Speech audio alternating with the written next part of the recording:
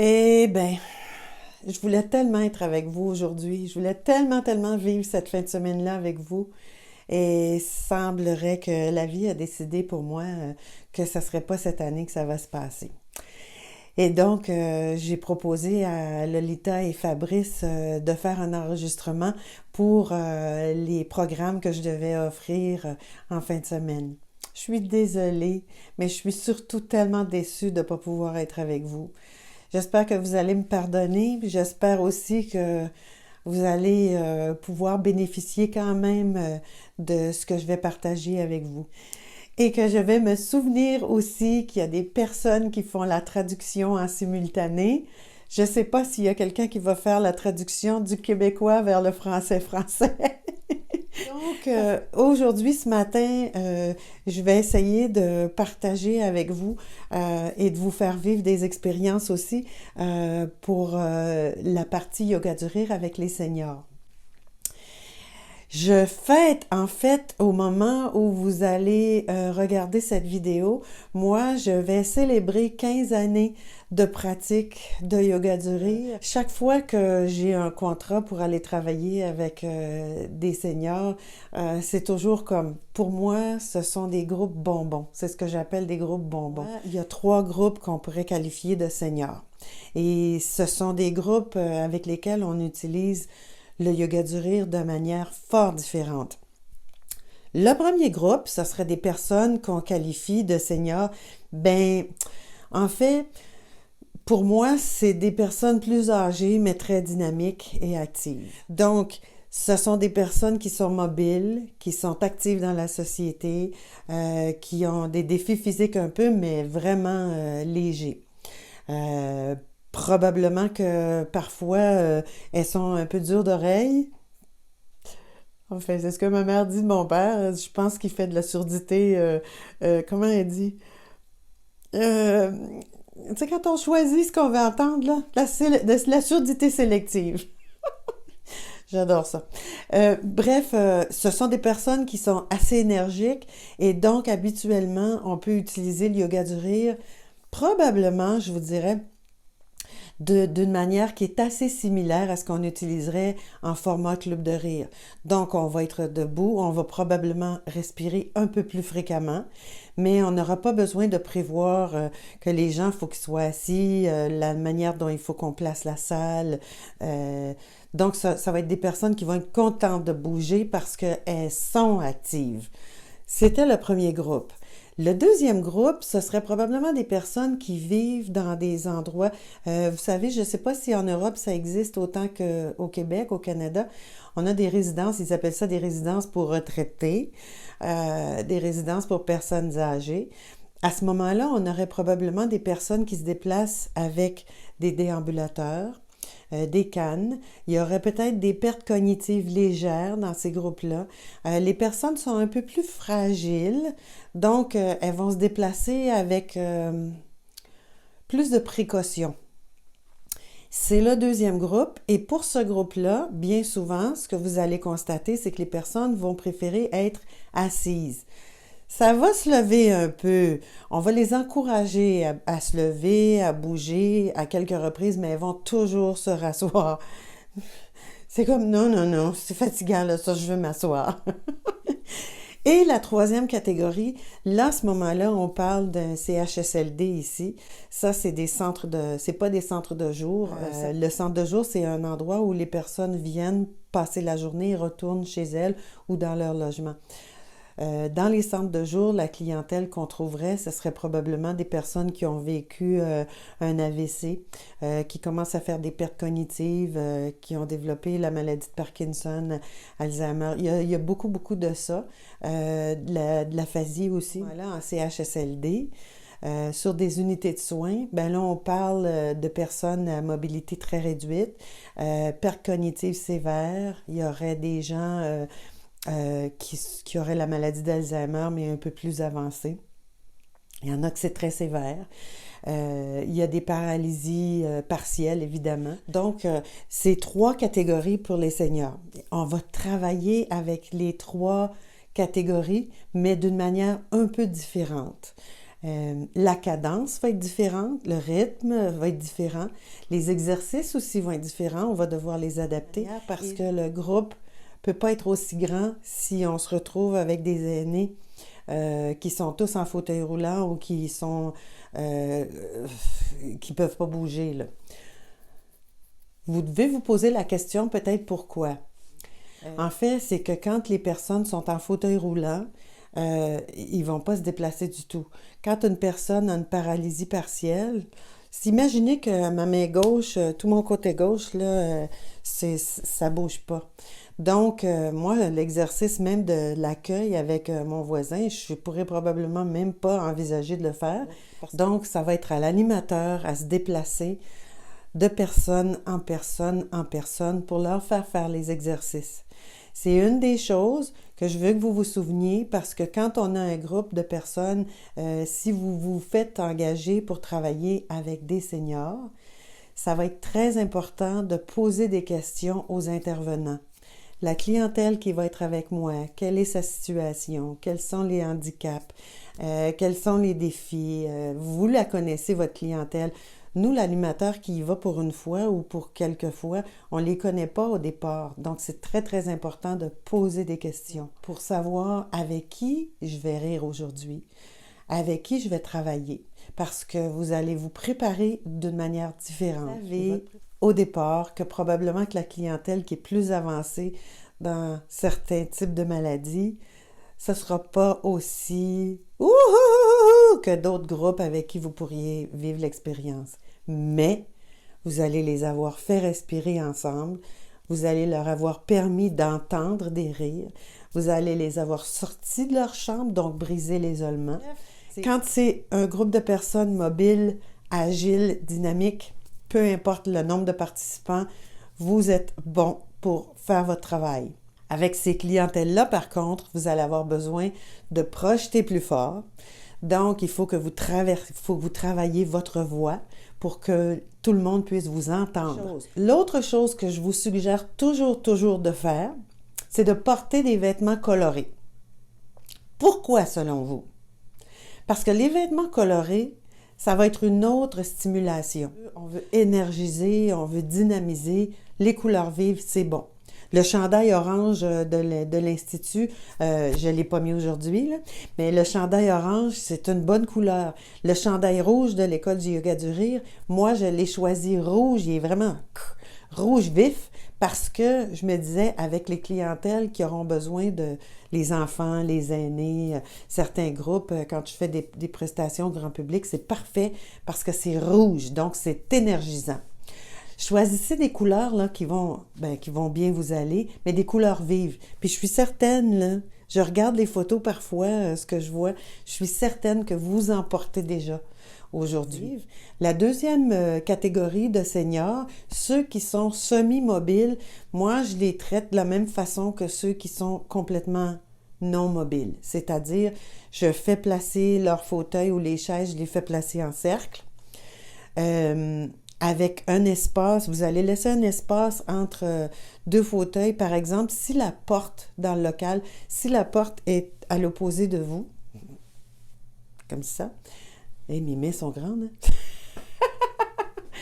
Donc, si la porte, changeons. Si la porte est ici derrière moi, ce que je ferais, c'est que moi, je ne me placerai pas vis-à-vis de la porte. Je me déplacerai un peu, mais je laisserai un espace entre deux fauteuils suffisamment larges pour que quelqu'un puisse sortir rapidement. Parce que, bon, tous ceux qui ont déjà travaillé avec les seniors, vous savez comment ça se passe. Des fois, ils arrivent, vont faire rouler un fauteuil, ils placent la personne à côté d'une chaise, bloquent les roues, la personne va sortir du fauteuil et s'assoit dans une chaise. Et là, le préposé va déplacer le fauteuil pour l'amener derrière la chaise de la personne. Ce qu'on essaye, en fait, c'est de permettre qu'il y ait quelqu'un qui a besoin de sortir rapidement, qui puisse le faire sans que tout le monde doive se lever ou de faire déplacer 2-3 personnes. Vous voyez ce que je veux dire, j'espère? Donc, l'espace, on va le laisser entre deux personnes pour justement qu'il y ait... Ou on va placer une personne qui va être plus mobile à cet endroit-là. Si vous avez un groupe de seniors qui sont pas mobiles, s'il y a des personnes qui ont des paralysies, peu importe, vous ne pourrez pas faire tout le groupe tout seul s'il y a 25 personnes. C'est impossible. Physiquement impossible, à moins que vous soyez un athlète olympique. Parce que même 12 personnes, je trouve que c'est beaucoup pour une seule personne. Là, je suis certaine que vous vous demandez, voyons, pourquoi elle fait ça, pourquoi elle n'est pas capable. OK, je vais vous demander de faire quelque chose. Une personne va rester debout, la prochaine personne va être assise. Vous faites ça comme ça, vous vous placez. Donc, c'est une debout, une assise, une debout, une assise, une debout, une assise. C'est bon. J'imagine que c'est bon. Donc, ce que je vais vous demander de faire, la personne qui est debout va se pencher vers la personne assise. La personne assise ne cherchera pas à faire ça, là. La personne assise, en fait, ce qui est important, c'est vos mains, vous allez les placer sur vos cuisses et la personne debout va venir chercher votre main pour faire ensemble le rire de l'accueil. Vous allez vous tourner vers la personne de l'autre côté et vous allez recommencer à aller chercher sa main et faire le rire de l'accueil en la regardant dans les yeux. Vous voyez où je m'en vais, là? Donc, vous êtes prêts? On fait ça, on se penche vers la personne et on le fait.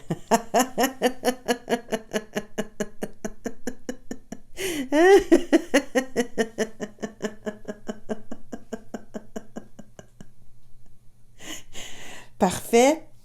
On y va?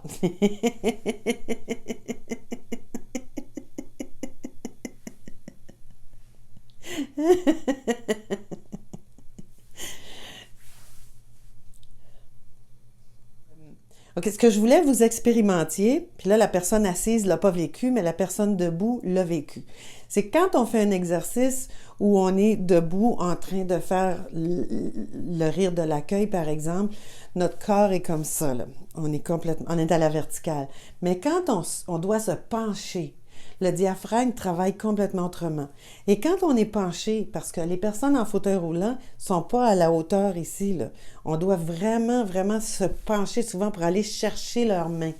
Donc, quand on doit faire les exercices penchés, après 5 personnes, ça devient très difficile. Alors, c'est important de demander à l'intervenant de rester présent parce que s'il arrive quoi que ce soit avec les personnes qui sont dans la séance avec nous, vous n'êtes pas responsable.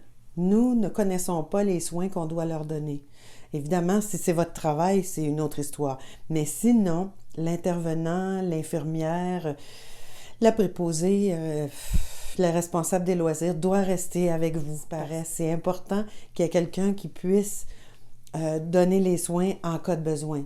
Bon, là, on parle de personnes qui auraient des besoins physiques dont la santé n'est pas aussi bonne. Fauteuil roulant, Parkinson, démence, paralysie, Alzheimer. C'est important qu'il y ait au moins une personne avec vous du personnel.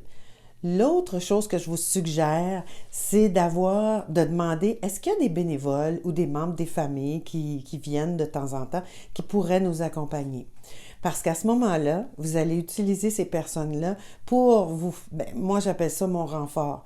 Parce que si moi, je vais faire 5 personnes, si moi, je vais faire le rire de l'accueil avec les 5 personnes ici, je vais probablement demander... Madame, est-ce que vous voulez vous occuper de votre mère puis de la personne à côté? Faites l'exercice avec ces 2 personnes-là. Parfois, il y a des étudiants. Au Québec, on a des étudiants qui font du bénévolat dans les résidences de personnes âgées. Donc, est-ce qu'il y aurait un étudiant qui pourrait probablement être disponible pour venir rire avec nous? Bon, je voulais qu'on regarde aussi la stimulation. Moi, j'appelle ça la stimulation multisensorielle.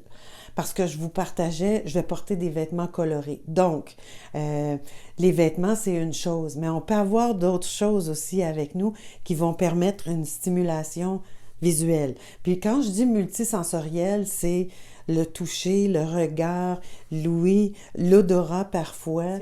Et là, je vais en partager quelques-unes avec vous. Et je vais vous suggérer, après, on va faire un petit exercice de remue-ménage pour que vous en trouviez d'autres. Donc, une des choses que j'apporte qui est formidable, c'est les colliers de fleurs hawaïens.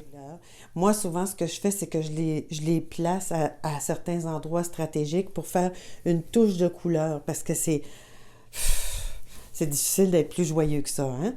Une autre chose que j'apporte avec moi, c'est, parfois, c'est un gros ballon. Là, de ce temps-ci, j'apporte ça parce que c'est encore plus petit. Le ballon, c'est rond.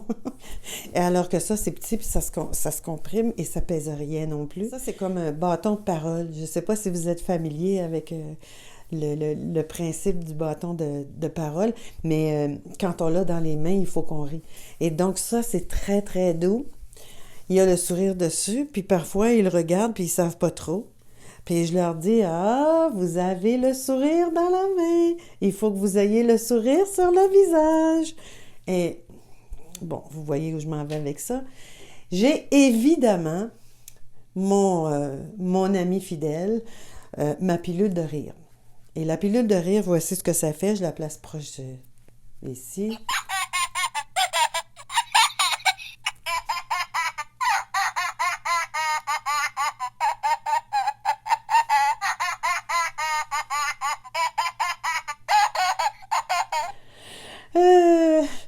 Et ma pilule de rire, c'est un gros succès partout où je vais parce que c'est les aînés, les seniors, ils prennent souvent plusieurs pilules pour la tension, pour le ci, pour le ça, le cholestérol, ça finit pas. Et donc, les pilules, ça fait partie de leur quotidien. Alors, quand je leur dis, aujourd'hui, je vais vous faire prendre une sorte de pilule qui va vous faire mais tellement de bien, on va prendre ensemble une pilule de rire. Ce qu'on va imaginer, c'est qu'on peut on peut en mettre plein notre main. Et la pilule de rire, quand on la prend, ça nous fait rire. On peut en prendre dans la main des autres, ça nous fait rire. On peut leur en donner, ça nous fait rire. On peut prendre toutes les pilules qu'on a dans la main, on ne fera jamais d'overdose, ça nous fait rire. Alors, vous êtes prêts? On prend notre quantité de pilules, vous en avez amplement. On y va ensemble? C'est parti!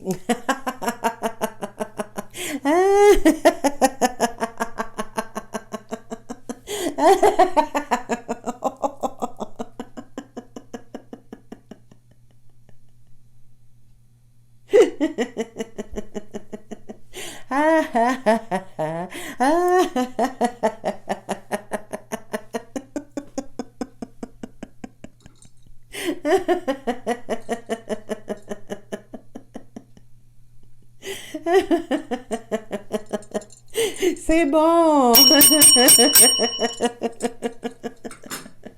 Parfait! Ho, ho, ha, ha, ha! Ho, ho, ha, ha, ha! Ho, ho, ha, ha, ha! Oui! Le ho, ho, ha, ha, ha. Vous aurez deviné qu'on va pas faire ho, ho, ha, ha. On va peut-être faire simplement ho, ho, ha, ha, ha. Ho, ho, ha, ha, ha. Ho, ho, ha, ha, ha. C'est super, oui! Ça, c'est quand on le fait. L'important, moi, je préconise plus d'utiliser ho, ho, ha, ha, ha le plus souvent possible parce que ça va leur permettre d'enregistrer ho, ho, ha, ha, ha. Ho, ho, ha, ha, ha. Ho, ho, ha, ha, ha. C'est comme un mantra.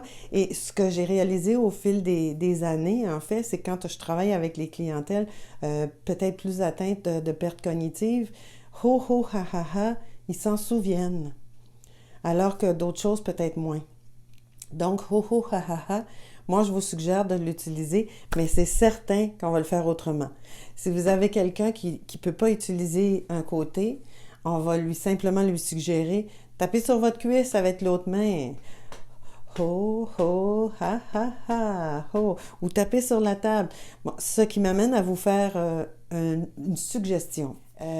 Toutes les étapes du vieillissement, ce sont des deuils d'une certaine manière. Donc, si vous dites, on va étirer les bras pour prendre des respirations, vous allez remarquer que des clientèles plus âgées, ce mouvement-là, ça devient de moins en moins possible. On ne va pas utiliser, si vous ne pouvez pas faire ça comme ça, faites ça comme ça, on va simplement leur dire, OK, ça se peut qu'aujourd'hui, ça ne soit pas disponible. Ça se peut qu'il n'y en ait juste plus dans le magasin de ce mouvement-là. Alors, si c'est plus disponible, on va utiliser autre chose. Si ça, c'est pas disponible, on va changer notre mouvement. On va utiliser ça comme ça. On va utiliser simplement un autre objet que j'apporte avec moi dans toutes mes séances avec les aînés, c'est ce petit contenant. C'est une poubelle, en fait. Et ce que je leur suggère, c'est, ben, vous voyez, ça, c'est un beau contenant. Il est de bonne humeur. C'est une poubelle de bonne humeur. Ce que vous allez faire, puis là, je me déplace et je vais me placer devant chaque participant, quand c'est des personnes qui sont assises. Vous allez jeter dans la poubelle tout ce qui vous préoccupe, ce qui vous dérange, ce qui vous inquiète, ce qui vous fait mal, ce qui vous... peu importe, ce qui vous rend triste. Prenez ça, mettez ça dans la poubelle. Si vous avez des idées, des choses, jetez dans la poubelle. Hein? Mettez tout ça là-dedans. Et là, je leur suggère, avez-vous mal quelque part? Oui, on met ça dans la poubelle. Une personne après l'autre va mettre ce qui la préoccupe dans la poubelle. Et à la dernière personne, je dis, je place le couvercle sur la poubelle, donc c'est bien fermé. Je vais le mettre dans le coin. Et là, je leur dis, bon, si vous avez besoin de récupérer ce que vous avez jeté à la poubelle, ça va être là-bas. Mais là, pendant qu'on est ensemble, vous n'avez pas besoin de vous en préoccuper. C'est en sécurité dans ma poubelle. Si vous le voulez, après, on regardera si c'est toujours dans la poubelle. Mais il y a des chances que ça n'y sera pas. Vous allez vous regrouper 3 personnes, ou faites ça comme vous voulez, 3, 4, 5, 6 personnes, et essayez de faire un remue-ménage pour trouver qu'est-ce que ça pourrait être que vous apportiez avec vous, qui soit pas trop lourd, qui soit très coloré, et faites une liste ensemble. Bon. Vous avez trouvé beaucoup d'idées, je l'espère. OK, je compte sur quelqu'un, je sais pas qui, là, mais je compte sur vous pour écrire en quelque part les idées que vous aurez eues pour que je puisse les voir. Que je voulais vous montrer, que j'apporte avec moi, c'est un ballon à gonfler. Et ça, ce que je leur fais, c'est, moi, je vais gonfler le ballon. Pendant que moi, je gonfle le ballon, vous allez prendre vos grandes respirations. Fait que faites comme si vous souffliez un ballon aussi. Vous allez le gonfler, mais avec votre imagination. Donc, on y va. Encore une fois.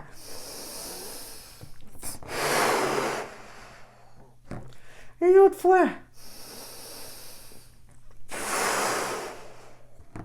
Bon. Donc ça, vous aurez compris que ça les aura fait respirer. Les plus perspicaces dans le groupe auront remarqué que j'ai changé de tenue pour vous montrer qu'une chemise rouge, ça fait très, très bien aussi pour la couleur. Donc, le ballon, je l'utilise aussi pour faire un exercice. C'est que quand vous avez ça ici, il faut que vous vous mettiez à rire, puis nous, on va imiter votre rire. Donc, la personne aurait le ballon dans les mains. OK, faites-le avec moi. Donc, je vais imaginer.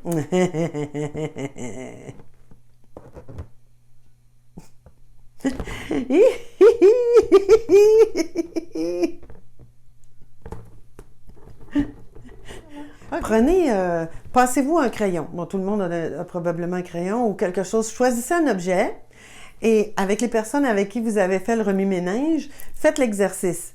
Une personne rit, les autres imitent son rire. Une autre personne rit, les autres, elle passe l'objet. Vous y allez? C'est bon, on part.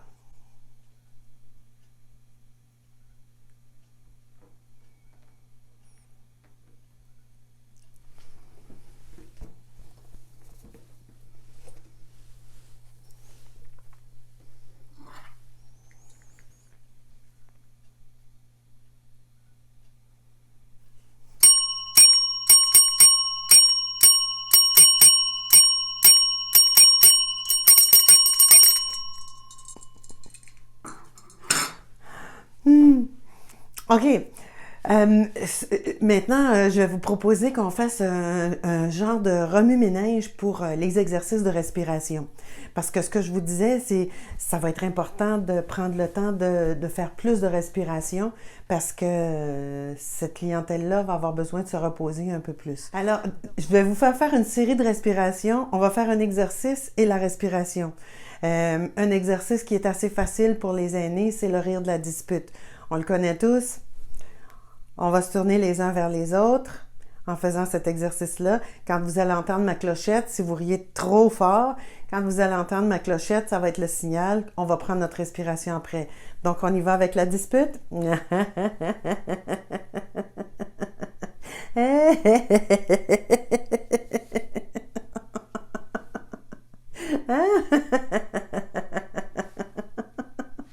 Ah ah ah! Oh!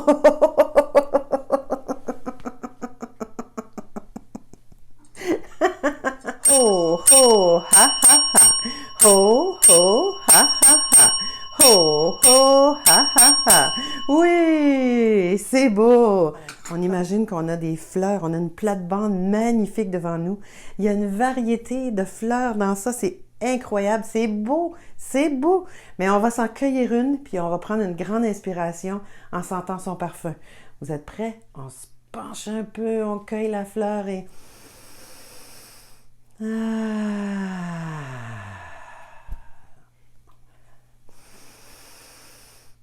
Ah. Et là, c'est un bon moment pour les ramener dans leurs souvenirs, parce que dans la pièce, bien évidemment, il n'y aura pas les vraies fleurs, mais on peut très bien leur demander, vous, Madame Églantine, quelle fleur avez-vous cueillie? Et là, Madame Églantine va vous dire, ah, j'ai cueilli une rose. Une rose, la fleur de l'amour. Elle était quelle couleur, votre rose? Et là, Madame Églantine va peut-être dire une rose rose, une rose rouge, une rose jaune, une rose blanche, peu importe. Mais là, on va répéter à tout le monde, oh, c'est tellement beau les roses. On en cueille une autre, n'importe quelle variété. Ah. Vous, monsieur Gaston, qu'est-ce que vous avez cueilli comme fleur? Du muguet. Oh, ça sent tellement bon le muguet. On en cueille tout ça, on en va. Ah, que ça sentait bon. Si quelqu'un vous dit, moi j'ai cueilli du lilas, ben le lilas, ça pousse dans les airs, c'est pas par terre. Donc, on va chercher notre branche, on l'amène.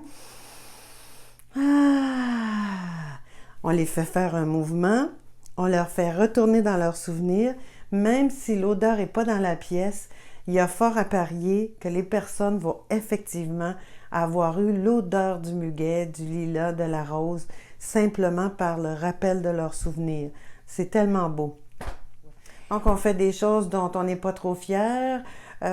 C'était pas comme ça avant, mais là, on oublie des trucs ou on n'arrive plus à faire tout ce qu'on faisait ou on se trompe, on se trompe, on se trompe. Alors, on fait le rire de soi.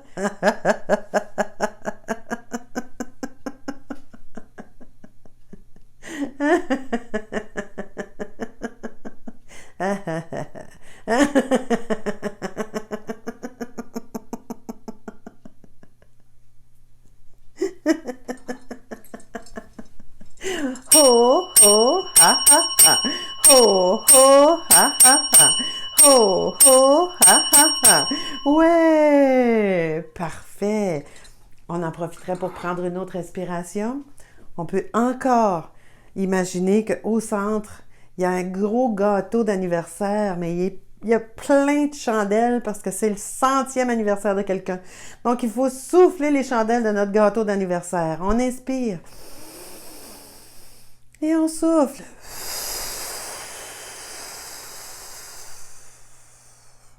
Encore une fois.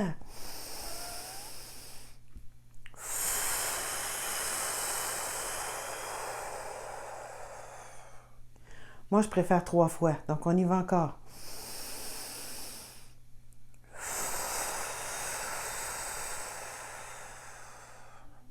Très beau.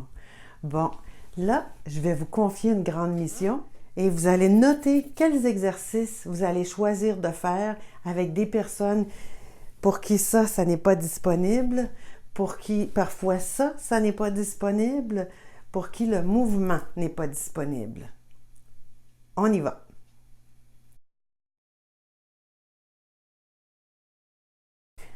Il y a quelque chose d'autre aussi que vous pouvez utiliser avec les seniors, c'est la musique. Parce que c'est fantastique, de toute façon, c'est un autre moyen de rehausser la sensation de joie pour eux. Et la musique, en fait, on va pas utiliser Britney Spears, quoique ça pourrait, mais on va plutôt utiliser des chansons qui font partie du répertoire qui s'accorde avec leur âge. Ça peut être de l'instrumental qui va leur permettre de chanter. Ça peut être des chansons avec des paroles. Maintenant, on va faire un remue-ménage de chansons, de musique, de mélodies que vous pourriez choisir pour leur faire jouer parce que dans notre programme, on va peut-être choisir d'avoir 4, 5 exercices de rire, des respirations, puis on va leur mettre une musique pour qu'ils se reposent un peu, puis on va continuer avec quelque chose d'autre après. Donc, les mélodies, qu'est-ce que vous choisiriez comme chanson? Je suis certaine qu'il y en a qui vont penser à « Il y a de la joie, il y a de la joie ». Dans mon cas, moi, je sais souvent « Qu'est-ce qu'on attend pour être heureux ?» Mais il y a d'autres chansons aussi, parce qu'au Québec, on utilise beaucoup des chansons, on appelle ça des chansons à boire, là, mais « Chevalier de la table ronde, allons voir si le vin est bon, allons voir, oui, oui, oui. » Il y a ces chansons-là qu'on utilise, mais je vais vous en partager une après, quand vous allez revenir, que vous allez pouvoir utiliser dans vos séances. Donc, on se donne un autre moment pour faire un remue-ménage, pour trouver des chansons. Et c'est parti! Alors, la chanson que je vous ai promise, c'est la suivante. C'est sur l'air de Cadet-Roussel. À peu près tous les aînés la connaissent, cette chanson-là, les enfants aussi d'ailleurs. Donc, la chanson, c'est la suivante. C'est une chanson à répondre. Donc, vous allez répondre après moi. Le rire est bon pour la santé, le rire est bon pour la santé, pour les petits et pour les grands, pour les petits et pour les grands. Ça fait du bien de rire ensemble, ça nous rapproche et nous rassemble. Ah, ah, ah oui vraiment, le rire est bon pour la santé. Ah, ah, ah oui vraiment, le rire est bon pour la santé. Ho, ho, ha, ha, ha. Ho, ho, ha, ha, ha. Ho, ho, ha, ha, ha. Oui! La dernière chose qu'on n'a pas faite ensemble, c'est des respirations. Les respirations, c'est une composante qui est aussi importante que les exercices puisque ça va permettre justement de dégager les tensions, de leur permettre de respirer un peu plus profondément. Donc tout à l'heure, je vous ai fait faire la respiration des fleurs, sentir le parfum des fleurs. Je vous ai fait souffler les chandelles sur un gâteau. Il y a d'autres exercices de respiration aussi qu'on utilise. Le ballon, quand j'ai gonflé le ballon tout à l'heure, c'était une des... Imaginez que vous gonflez le ballon.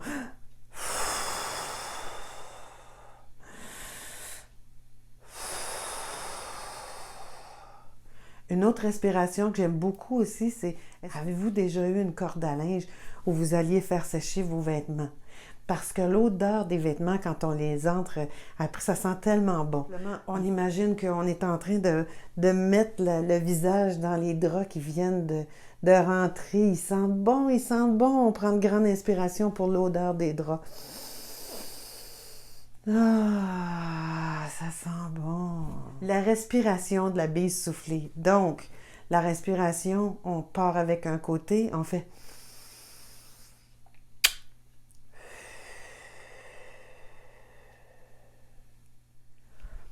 Moment de brainstorm, vous allez travailler ensemble pour faire une liste des exercices de respiration que vous pourriez utiliser avec vos groupes d'aînés. C'est parti! Fait que vous ne savez pas ce que vous semez, vous ne savez pas ce que vous créez, mais soyez assurés que c'est de la magie et c'est magnifique parce que ça leur permet d'être ensemble, d'être vivants et d'être là. Merci. Merci de votre compréhension, puis j'espère que la vidéo va s'être bien déroulée, que vous allez surtout être partis avec des idées d'exercices que vous allez faire, des respirations. Faites-moi signe, je vais être là. Mouah.